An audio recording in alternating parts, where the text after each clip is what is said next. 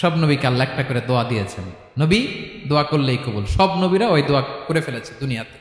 বিশ্বনবী বলেন আমি করি নাই, আমি দুনিয়ার বুকে কঠিন বিপদে পড়েও কোনোদিন করি নাই। আমি আমার স্পেশাল দোয়াটা কিয়ামতের দিন আমার গুনাহগার উম্মতকে সুপারিশের জন্য রেখে দিয়েছি। আজকে আমি তোমার দরবারে দাঁড়িয়ে কিয়ামতের দিন ওই দোয়াটা করছি, আল্লাহ আমার যে উম্মতের হৃদয়ে যাররা পরিমাণ ঈমান আছে, আমার একটা উম্মতকেও তুমি জাহান্নামে ঢুকাতে পারবা না। বিশ্বনবী একবার ছাগলের রান খাচ্ছিলেন, খেতে খেতে বিশ্বনবী বলেন আনা সাইয়্যিদুন নাসি ইয়াউমাল কিয়ামা, আমি কিয়ামতের দিন সর্বশ্রেষ্ঠ হব, মানুষের মধ্যে সর্বশ্রেষ্ঠ সেরা আমি বিশ্বনবী। আলহামদুলিল্লাহ পড়েন। বিশ্বনবী বলেন সেদিনটা বড্ড ভয়ঙ্কর, সেদিন কেউ কারো কোনো উপকারে আসবে না, বন্ধু বন্ধুর কাজে আসবে না, স্ত্রী স্বামীর উপকারে আসবে না, স্বামী স্ত্রীর উপকারে আসবে না, পীর সাহেব মুরিদরে বাঁচাতে পারবে না, মুরিদ পীর সাহেবরে বাঁচাতে পারবে না, নেতা কর্মীর পরিচয় দিবে না, কর্মী নেতার পরিচয় দিবে না, ভাই বোনকে চিনবে না, বোন ভাইকে চিনবে না, বাবা তার সন্তানকে চিনবে না, মেয়েকে দেখে মা দৌড়ে দৌড়ে পালাবে। বড্ড ভয়ঙ্কর দিন। বিশ্বনবী বলবেন জমিনটা এখনকার মতো থাকবে না, পুরো জমিনটা সমান হয়ে যাবে, ফ্ল্যাট। এখন তো গোল, তখন ফ্ল্যাট। সবাই এক জমিনের উপরে দাঁড়াবে, সূর্যটা মাথার কাছে চলে আসবে, সূর্যের গরমে মানুষের মাথার মগজ গলে গলে কানের ছিদ্র নাকের ছিদ্র দিয়ে বেয়ে বেয়ে পড়বে। সবাই হয়রান পেরেশান ক্লান্ত শ্রান্ত। মানুষগুলো বলবে বাঁচার কোনো উপায় নাই। 50,000 বছর মানুষ এরকম দৌড়াবে, চিৎকার করবে, কাঁদবে, বাঁচার কোনো উপায় নাই। সবাই বলবে আহ, আল্লাহ যদি বিচারটা শুরু করতো, যা হবার হবে, আগে বিচার শুরু করুক। বিচারই শুরু হয় না, বিচার শুরু হইতেই 50,000 বছর। আল্লাহ, 50,000 বছর, 5,000, 15,000 না, 50,000 বছর এরকম যাবে। মানুষগুলো কাঁদতে কাঁদতে বলবে চলো আমরা আদম আলাইহিস সালামের কাছে যাই, যেন আল্লাহরে যে সুপারিশ করে, আল্লাহ আপনি বিচার শুরু করেন। কিয়ামতের ময়দানে সবাই মিলে সাইয়েদনা আদম আলাইহিস সালামের কাছে যেয়ে বলবে ইয়া আবাল বাশার ইয়া আউয়ালাল আম্বিয়া, ও আদম নবী আপনি দুনিয়ার বুকে প্রথম নবী, আল্লাহ নিজ হাতে আপনারে 60 হাত লম্বা করে বানিয়েছেন, আপনার সম্মানে ফেরেশতাদেরকে সেজদা দিতে বলেছেন, দুনিয়ার প্রথম নবী প্রথম মানুষ আপনি, আপনি আল্লাহরে যে সুপারিশ করেন যেন আল্লাহ বিচার শুরু করে। আদম আলাইহিস সালাম বলবেন আমি পারবো না, কারণ আল্লাহ আমাকে একটা নিষিদ্ধ গাছের কাছে যেতে নিষেধ করেছিল, আমি ভুল করে এই গাছের ফল খেয়েছি। নাফসি নাফসি, আজকে আমার কি হবে আমি জানি না, আমি বড় লজ্জিত। আমারে যদি আল্লাহ জিজ্ঞেস করে কেন খাইছিলাম, আমার কোনো উত্তর নাই, তোমারে বাঁচামো কেমনে আমি? নবীরা থার করে কাঁপবে সেদিন। আদম আলাইহিস সালাম বলবেন আমি পারবো না, মাফ করো আমাকে, আমি পারবো না, ওই যে ভুল করে গন্ধম খেয়ে ফেলেছি, নিষিদ্ধ গাছের ফল খেয়ে ফেলেছে, আমি বড় লজ্জিত অনুতপ্ত, আমি পারবো না। আজকে আল্লাহ এত রাগান্বিত হয়েছে, আগে কখনো আল্লাহ এত রাগান্বিত হয় নাই, ভবিষ্যতেও আল্লাহ কখনো এত রাগান্বিত হবে না। আমি পারবো না, এক কাজ করো, তোমরা নূহ আলাইহিস সালামের কাছে যাও। কোন নবী? লোকেরা এবার পাগলের মতো দৌড়াতে দৌড়াতে আল্লাহর নবী নূহ আলাইহিস সালামের কাছে যেয়ে বলবে ইয়া নবী আল্লাহ নূহ আনতা আউয়ালুর রাসূলি ফিল আরদ, আপনি জমিনে প্রথম রাসূল। আদম আলাইহিস সালাম নবী ছিলেন, রাসূল ছিলেন না, এই দুনিয়ার বুকে প্রথম রাসূল ছিলেন আল্লাহর নবী নূহ আলাইহিস সালাম। সবাই বলবে ও নবী আল্লাহ নূহ, রাসূল আল্লাহ নূহ, আল্লাহ আপনাকে আবদান শাকুরা, শুকর গুজার বান্দা বলে কোরআনে বলেছে। কোরআনে নূহ আলাইহিস সালামের নামেও সূরা আছে না নাই? আপনি আল্লাহর প্রিয় বান্দা, প্রিয় রাসূল। দেখেন আমাদের কি দশা, ঘামতে ঘামতে শেষ, জমিনটা তামার জমিন, সূর্যটা মাথার কাছে, কি করবো আর পারি না, ঘামতে ঘামতে আর কত ঘামবো, কত দাঁড়িয়ে থাকবো। আল্লাহরে যে বলেন বিচার যেন শুরু করে। নূহ আলাইহিস সালাম বলবেন আমিও পারবো না, আমিও পারবো না, আমি আমার ছেলের জন্য এক কথা বলে ভুল করে ফেলছি। যখন মহাপ্লাবন হবে আমি বললাম আল্লাহ আমার কলিজার টুকরা সন্তান রে বাঁচান। আল্লাহ বললেন ও নূহ, সে তোমার সন্তান না, কারণ সে ঈমান আনে নাই, সে পাহাড়ের উপর দাঁড়িয়েছে, দেখি কেমনে সে বাঁচে। ওই যে আমি একটা না বুঝে আবদার করেছি, আল্লাহ আমার উপর রেগে গিয়েছিলেন। আজকে আল্লাহ ওই ব্যাপারে যদি আমারে প্রশ্ন করে, আমার কোনো জবাব নাই, আমি পারবো না, মাফ করো। তোমরা সবাই মিলে আল্লাহর খালিল ইব্রাহিম আলাইহিস সালামের কাছে যাও। লোকগুলো পাগলের মতো খুঁজতে আরম্ভ করবে, অযুত লক্ষ নিযুত কোটি মানুষের ভিড়ে আল্লাহর খালিল ইব্রাহিমকে যেয়ে বলবে ইয়া খালিলুল্লাহ, ও আল্লাহর খালিল, আল্লাহ আপনাকে বড্ড ভালোবেসেছেন, আপনি কাবা বানিয়েছেন, আল্লাহ আপনাকে বড্ড পছন্দ করেন। দেখেন আমাদের কি অবস্থা, আপনি যে আল্লাহর কাছে সুপারিশ করেন যেন আল্লাহ আজকে বিচার শুরু করে। আল্লাহর নবী ইব্রাহিম বলবেন আমিও পারবো না, আমি আমার জীবদ্দশায় 3টা মিথ্যা বলেছি। কয়টা? আসলে মিথ্যা না, একটু টুইস্ট করে কৌশল করে কথা বলেছিলেন, ওইটাকে হাদিসে মিথ্যা বলা হয়েছে। আমি জীবনে 3টা মিথ্যা বলেছি, জীবন বাঁচানোর তাগিদে কৌশল করে 3টা কথা বলেছি। আজকের এই কঠিন ময়দানে আল্লাহ যদি ওই 3টা কথার ব্যাপারে জিজ্ঞেস করে, লজ্জায় আমি মাথা দেখাতে পারবো না, আমিও পারবো না। আজকে আল্লাহ এত রেগে আছে, আগে কখনো এত রাগে নাই, পরেও রাখবে না। তোমরা সবাই মিলে বনি ইসরাইলের নবী মুসা আলাইহিস সালামের কাছে যাও। সবাই এবার যাবে মুসা আলাইহিস সালামের কাছে, যেয়ে বলবে, ইয়া নবী আল্লাহ মুসা, আপনি ছিলেন কালিমুল্লাহ, আল্লাহর সাথে সরাসরি কথা বলতেন। রব্বুল আলামিন আপনাকে তাওরাত কিতাব দিয়েছেন, আপনি যে একটু সুপারিশ করেন। আল্লাহর নবী মুসা বলবেন, মাফ করো, আমিও পারবো না। আমি দুনিয়ার বুকে ভুল করে একটা মানুষকে মেরে ফেলেছি। আমি মারছিলাম আদব শিক্ষা দেওয়ার জন্য এক থাপ্পড়, এই থাপ্পড়ে যে ওই লোক মরেই যাবে আমি জানতাম না। আজকে আল্লাহ যদি জিজ্ঞেস করে কেন মারলা, জবাব আছে।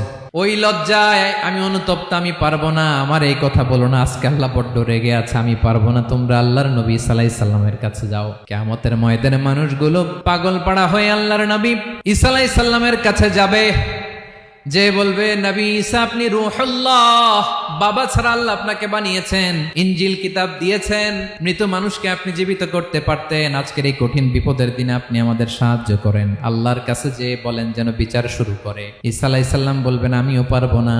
ইন্নী উবিদতু মিন দুনিল্লাহ, আমার উম্মত খ্রিস্টানেরা আল্লাহরে বাদ দিয়ে আমি ঈসার ইবাদত করেছে। আমার মা ম্যারি আর আমাকে ডাকতো জেসাস ক্রাইস্ট, আমার ইবাদত করেছে। যদিও আমি আমার ইবাদত করতে বলি না, ঈসা আলাইহিস সালামও ইবাদত করতে বলেছেন একজনের, তিনি কে? আল্লাহর নবী ঈসা আলাইহিস সালাম বলবেন, আমিও পারবো না। আজকে আল্লাহ অনেক রেগে আছে, আমি পারবো না। তবে একটা পরামর্শ দিতে পারি, একটা সাজেশন দিতে পারি। আজকের দিনে এই কঠিন মুসিবতের কালে, এই কঠিন সময়ে কেউ আল্লাহর দরবারে দাঁড়িয়ে একটা টু শব্দ করার ক্ষমতা কারো নাই, একমাত্র আখিরি জামানার পয়গাম্বর বিশ্বনবী মুহাম্মাদুর রাসূলুল্লাহ ছাড়া। মানুষগুলো এবার আগুনের মধ্যে পানি দিলে যেমনি আগুন নিভে যায়, দাউ দাউ করা হৃদয়ে জ্বলন্ত আগুন তাদের ঠান্ডা হবে। কিয়ামতের ময়দানে ওই বিভীষিকাময় সময়ে, মুসিবতের কালে মানুষগুলো পাগল হয়ে বিশ্বনবীকে খুঁজতে আরম্ভ করবে। সবাই মিলে বিশ্বনবীর কাছে যে বলবে, ইয়া রাহমাতাল লিল আলামিন, ইয়া খাতামান নবীন, রাহমাতাল লিল আলামিন। দেখেন আমাদের কি অবস্থা, কি কঠিন বিপদে আমরা আছি, দাঁড়াতে পারি না, সূর্যের আলোতে ঘেমে হয়রান। আজকে কেউ সুপারিশ করতে পারবে না। সব নবীরা অপারগতা স্বীকার করেছে, তারা বলেছে আপনি ছাড়া কেউ নাকি আল্লাহর সামনে দাঁড়াতে পারবেন না, আপনি একটু সুপারিশ করেন। বিশ্বনবী বলবেন, আসো আসো, আজকের দিনে আমি ছাড়া আল্লাহর সামনে কেউ দাঁড়াতে পারবে না। বিশ্বনবী মাকামে মাহমুদে যে আল্লাহু আকবার বলে সিজদায় লুটিয়ে পড়বেন। আল্লাহ রাব্বুল আলামিন বিশ্বনবীকে এমন কিছু চমৎকার শব্দ শিখাবেন, ওই শব্দগুলো দিয়ে আল্লাহর প্রশংসা করে বিশ্বনবী কাঁদতে আরম্ভ করবেন। বিশ্বনবী এমন ভাবে অজর দ্বারায় সিজদায় লুটিয়ে পড়ে কাঁদবেন, রব্বুল আলামিনের রহমতের দরিয়ায় জোশ লেগে যাবে।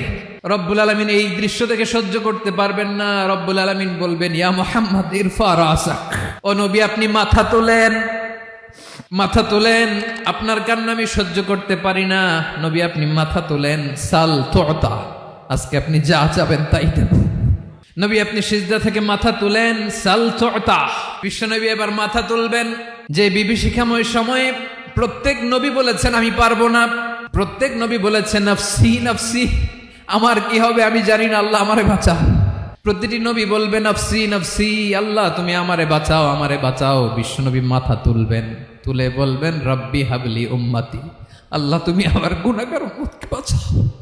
এই দুনিয়ার বুকে রব্বুল আলামিন সব নবীকে একটা করে দাওয়া মুস্তাজাবা দিয়েছেন, মানে যে দোয়া করলে কবুল হয়ে যায় সাথে সাথেই। দাও বিহা, দুনিয়ার সব নবীরা ওই দোয়াটা দুনিয়ায় করে ফেলেছে। সব নবীকে আল্লাহ একটা করে দোয়া দিয়েছেন, নবী দোয়া করলেই কবুল। সব নবীরা ওই দোয়া করে ফেলেছে দুনিয়াতে।